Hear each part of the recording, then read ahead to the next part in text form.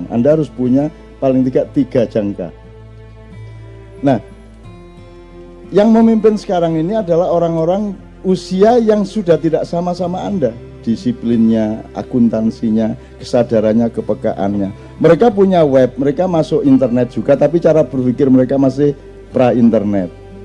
Mereka bisa IT juga dikit-dikit, tapi cara berpikir mereka belum IT. Anda ini sudah manusia IT. Anda sudah memiliki disiplin yang agak berbeda dengan mereka. Anda lihat, pedagang-pedagang, pengusaha-pengusaha muda, entrepreneur muda, itu sekarang usianya 16, 17, 18, yang jual tahu bulat itu anak-anak sangat remaja. Jadi kita akan punya Indonesia masa depan insya Allah lebih bagus karena manusianya. Satu, kesolehan penting bagi mereka. Nomor 2, nasionalismenya lebih tinggi. Nomor 3, entrepreneurship-nya lebih tinggi daripada kakak dan bapak mereka. Dan mereka inilah orang-orangnya. Jadi saya tidak menghitung yang sekarang-sekarang ini. Yang sekarang ini kan sudah, coba yang bisa bikin puisi terlanjur judulnya. Udah apa saja kasih kata terlanjur. Tinggal kamu daftar. Ngerti nggak maksud saya? Apa wes? Bagaimana keadaanmu sekarang? Ya, terlanjur. Gimana gubernurmu? Ya, terlanjur. Presidenmu? Ya, terlanjur. Pokoknya semua. Gimana ibadahmu selama ini? Ya, terlanjur, kacau kemarin. Nah, kita tidak hanya hidup sekarang, kita akan hidup 5 tahun lagi, insya Allah 10 tahun lagi. Dan Anda akan memimpin Indonesia 10-15 tahun lagi. Dan Indonesia akan pasti lebih baik.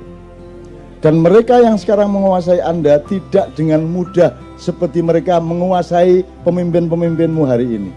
Mereka sekarang hamba sahaya dari dragon-dragon. Tapi Anda bukan hamba sahaya. Anda adalah manusia Indonesia baru. Anda punya cara berpikir. Jadi kan saya pernah pesan 4 ya. 1, akidah dan akhlak. Jadi ketuhanan dan moralmu harus beres. Nomor 2, Anda harus militeristik kepada diri Anda. Berani kerja keras, berani kurang tidur, dan Anda saya latih toh untuk tidak tidur. Ya toh? Seluruh Indonesia loh ini, kayak gini ini. Sampai sekarang anak SMP, anak SD sudah ikut maiyahan, dan jam 3 pagi masih gitu. Anak SD. Ya, Anda lihat sendiri di mana-mana, di Gresik, di Malang, di mana begitu. Anda Kopassus Anda dan jaga.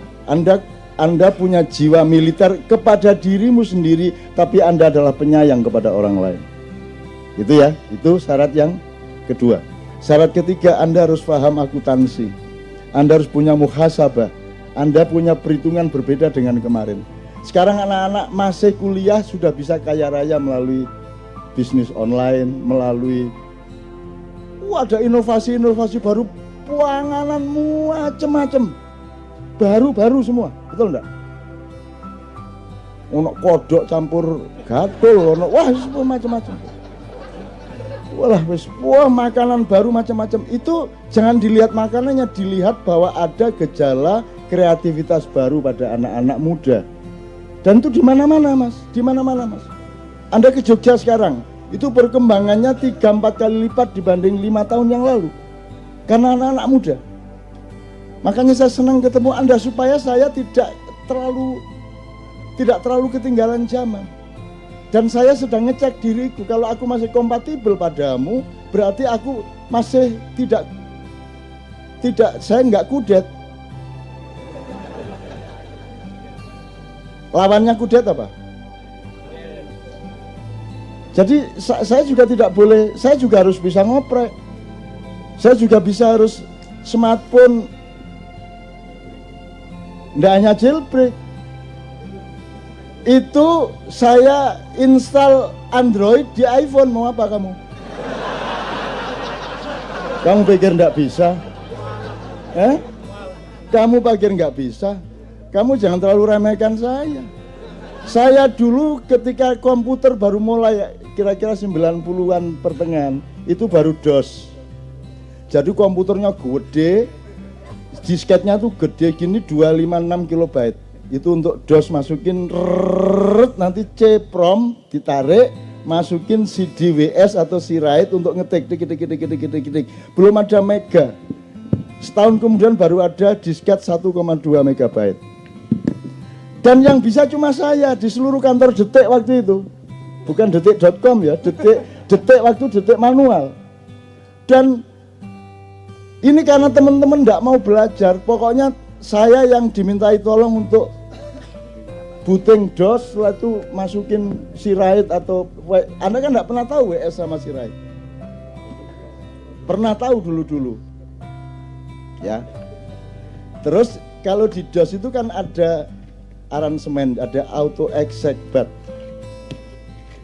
Auto exec.bat itu kan Anda tinggal ngurut, adalah tak kasih setiap komputer, ada sekitar 30 komputer di kantor itu, saya kasih auto exec.bat ini booting, terus tak kasih gambar telanjang.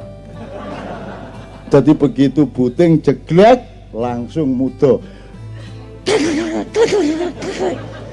Cak piye iki? Loh, yang kamu pandang jangan keyboard, yang kamu pandang layarnya.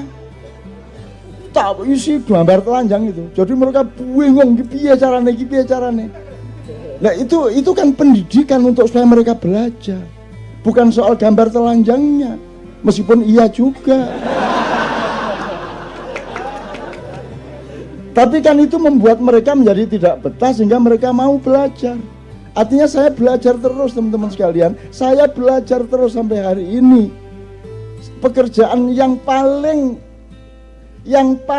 update sekarang saya juga belajar. Saya tidak akan pernah berbelajar. Saya seorang pembelajar gitu loh ya. Oke, jadi dari lagu Anda tadi saya optimis karena kesolehan penting untuk Anda.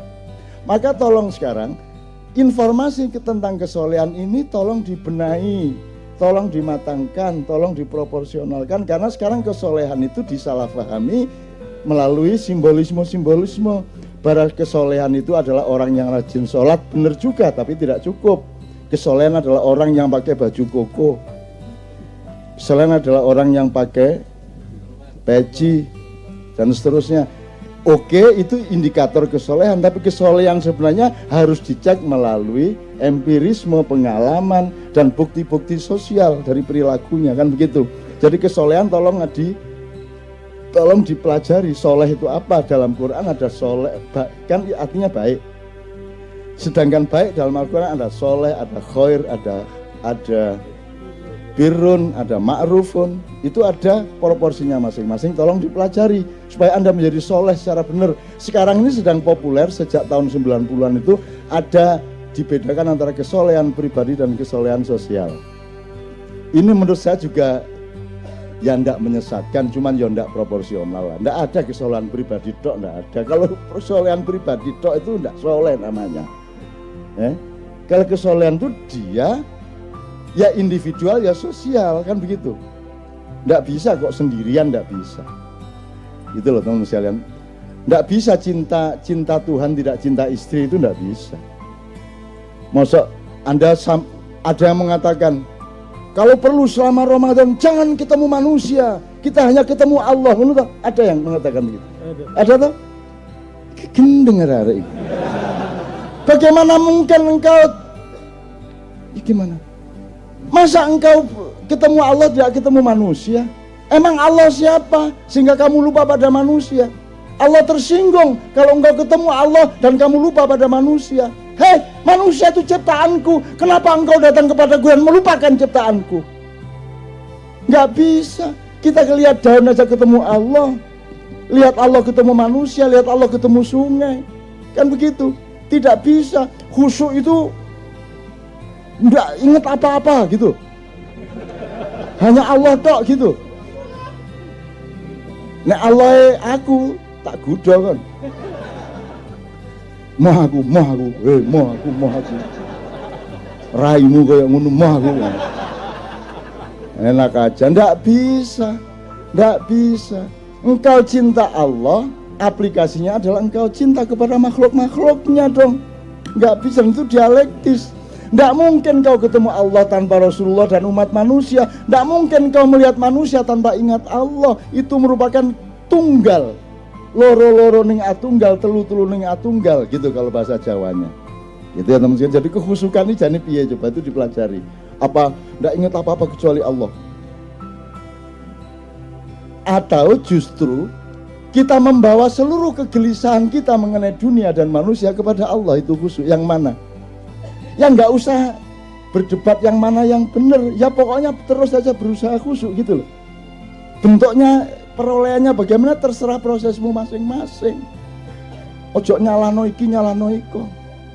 Wong podo-podo salahe kok, podo-podo gak jelas kok, podo-podo gak mesti. Ini kan nanti pasti ketika Anda sudah rodiyatan mardiyah, maka jangan terlalu mencari ridho Allah. Lagi nak dipotong di YouTube apa ini? Cak Nun titik 2, jangan mencari ridho Allah. Apa ini? Cak Nun memarahi Habib Rizik. Wah, kapan aku harap? Tentara Indonesia itu di seluruh dunia kalau tugas internasional disukai semua penduduk di sana. Karena tentara Indonesia tidak hanya pinter perang, menembak dan berkelahi, mereka pinter ngomong anak, mereka pinter ngeliwet, iso nyewoi bayi, iso dandani genteng, mereka bisa apa saja, selawatan pinter, betul enggak? Kalau pakai cara Jogja, jalan yang pertama sebelum Anda mencapai keraton adalah dari Tugu ke Malioboro ke rel, itu namanya Margo Utomo. Tentukan keutamaan hidupmu apa? Bisnis? Bisnis apa? Anda menjadi akuntan, Anda menjadi guru, Anda menjadi petani. Tentukan dirimu sejak usiamu sekarang ini. Jangan terlalu bertele-tele. Terus kerja keras. Kalau Anda sudah menemukan keutamaan hidupmu, baru Anda mulai menguji dirimu dalam kerja yang namanya Malioboro. Dadio wali sing ngumboro, jadilah waliullah yang mengembarai kehidupan. Jangan tanyakan cinta kita kepada Indonesia. Kita tidak dibayar siapa-siapa, tidak pakai sponsor. Kita kumpul tiap bulan dan di mana-mana mayan tiap malam karena cinta kepada Indonesia. Adakah lembaga-lembaga di DKI yang bisa bikin seperti ini?